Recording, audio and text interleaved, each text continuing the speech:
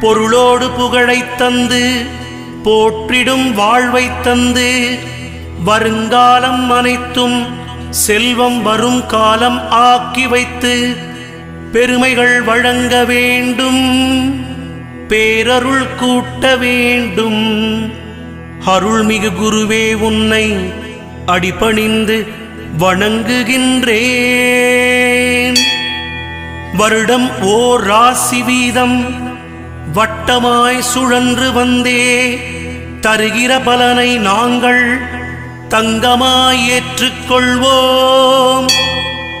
வருகிற நாட்களெல்லாம் வசந்தமாய் மாறுதற்கே அருள் தரும் உனது பார்வை அனுதினம் எமக்கு வேண்டும். குருவே, நீ பார்த்தால் போதும் கோடியாய் நன்மை சேரும்.